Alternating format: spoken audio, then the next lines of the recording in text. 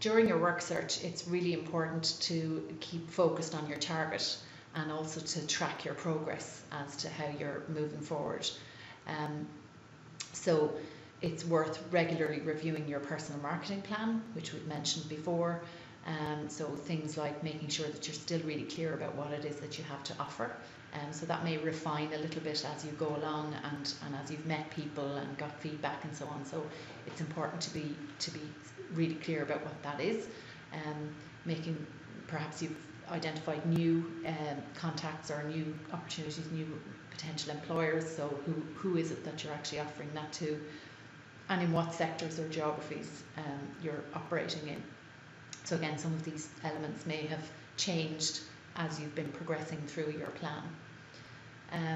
So tracking and making sure that sort of all of your work in your job search is productive and that you actually can keep track of what you're doing and that it's very action oriented.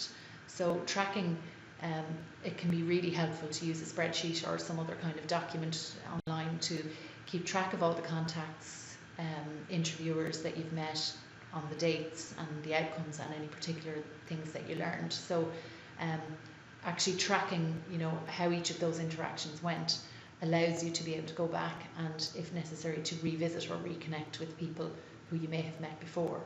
So all of these things, all of these tools can help you to maximize. So for instance, if you were interviewed and were second place for a position a few weeks back, you can say, well, actually, I'd like to go back and see if there's anything new with this prospective employer or this contact that I met some time ago.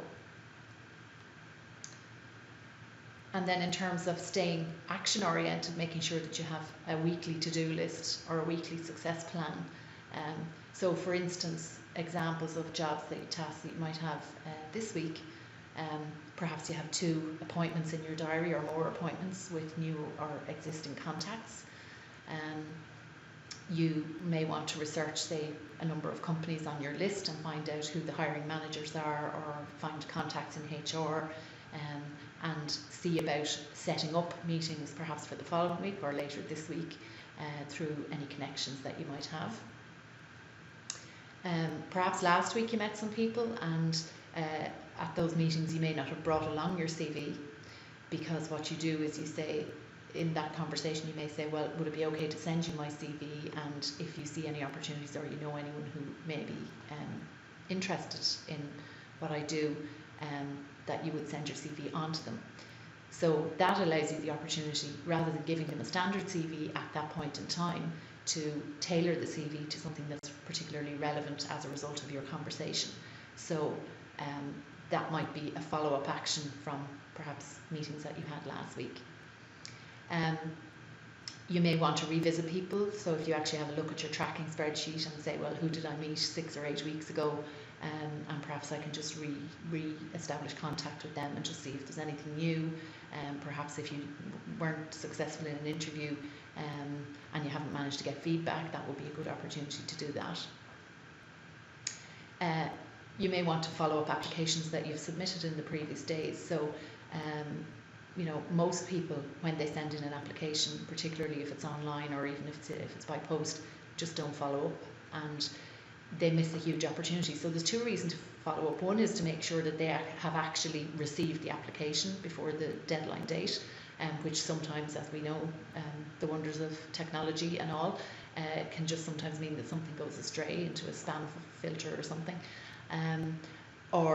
So making sure that they receive the application. And then the other thing is that it may be an opportunity to say, just want to check if you receive my application, just want to know, when will you be shortlisting people, and when are the interviews, because I'm really interested in this position. And again, you don't know who you're going to be talking to on the other end of the phone, but it could just be something that conveys that extra bit of interest and proactivity. So that's really worthwhile, and as I said, most people just don't do it. And perhaps there's a networking or a learning event coming up that you could attend. So again, it's all about having proactive, outcome-focused tasks in your diary, not just sitting trawling the internet, which can be useful sometimes for research, but by and large, is never the most productive way to find work.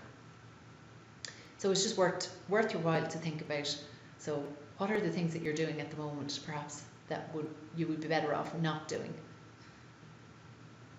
And the idea is that if you have all of these proactive type tasks, then that might take three or 4 days of your time, and then the rest of the time is your own to, go for a walk or go to the gym or whatever it is to just help keep you fit and healthy and maintain your motivation and energy levels.